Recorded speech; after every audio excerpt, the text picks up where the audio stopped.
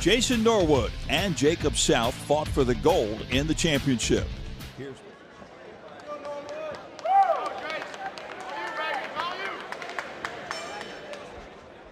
Jason Norwood, very quick to go to the legs of Jacob Smith.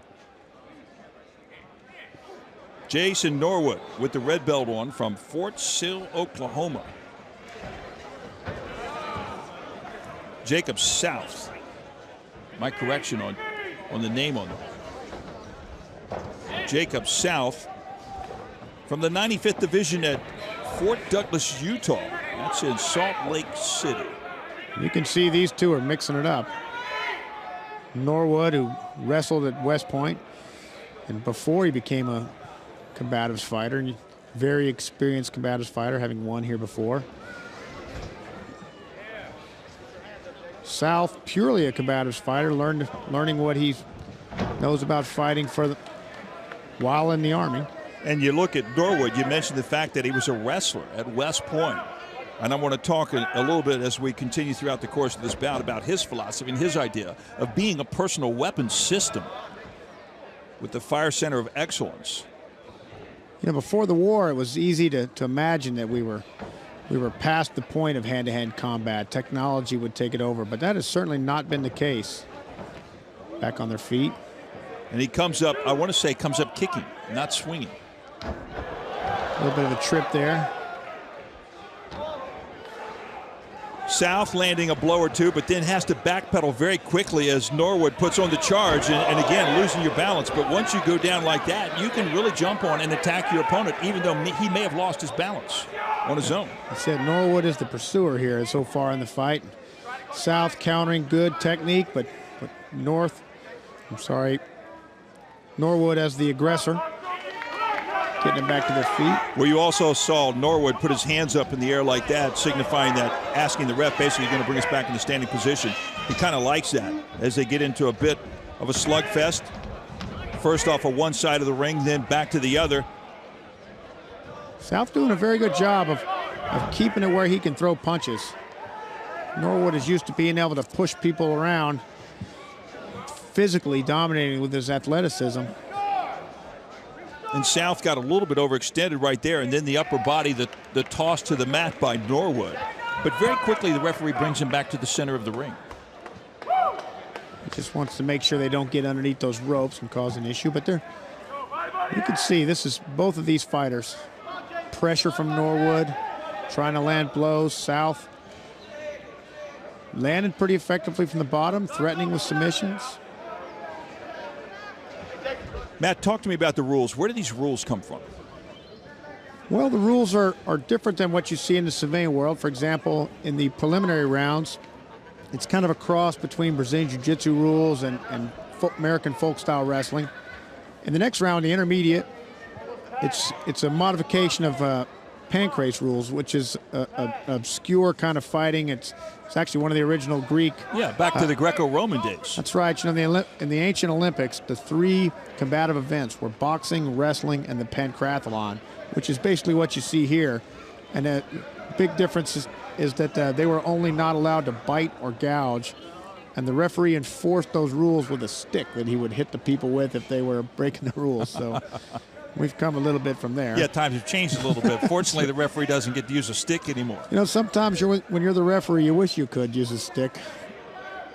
Well, they're under 1 minute right now in the first round. Jason Norwood again on the top. Jacob South in the bottom position.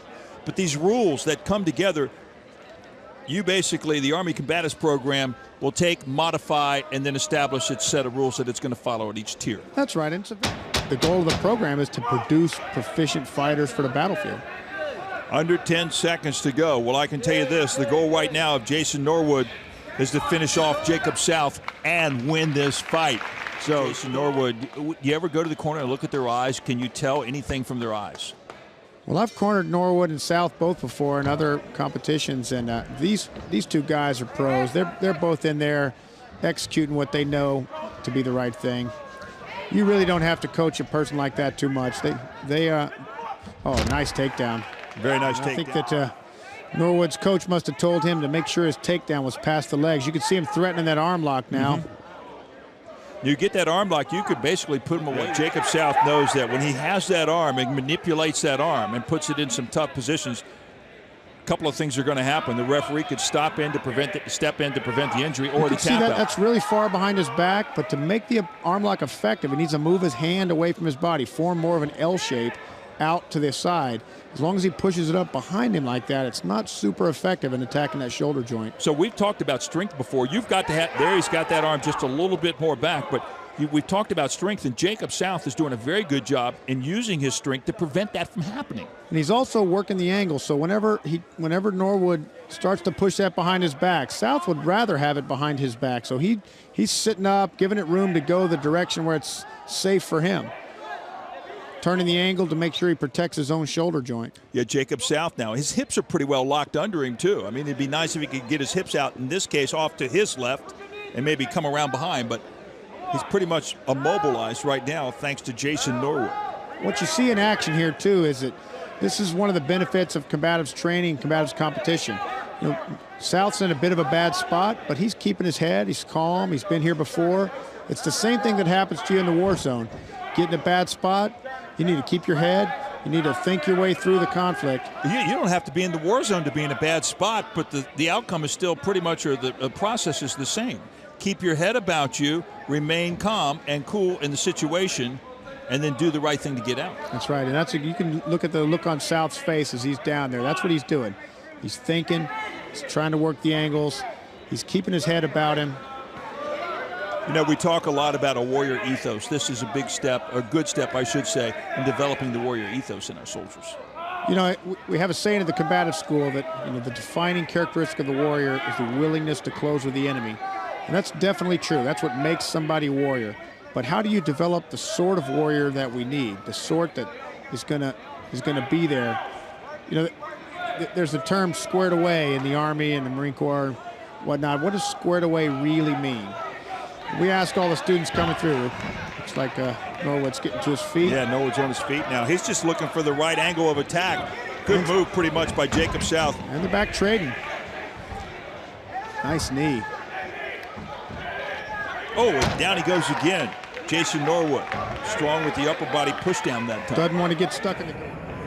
You get the feeling that they know that he needs to strike and move out and not sit in the corner with his opponent if Jacob South expects to win this contest. That's it. You heard him saying Norwood is using his strikes to close the distance and get the takedown.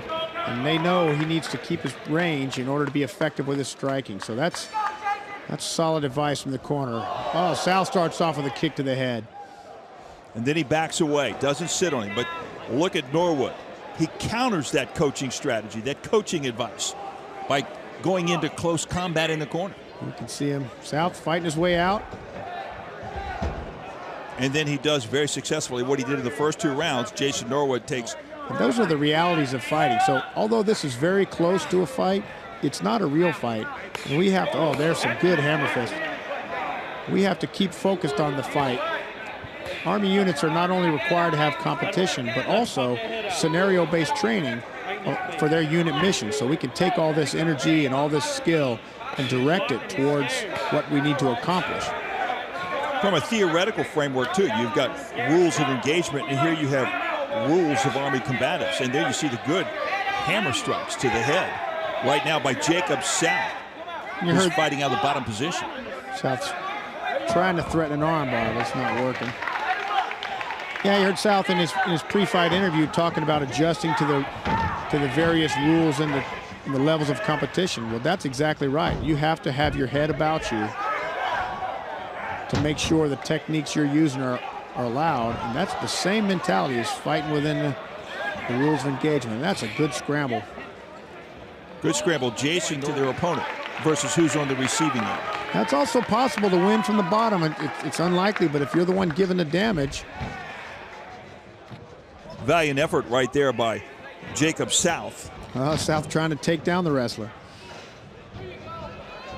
And settling on his back again.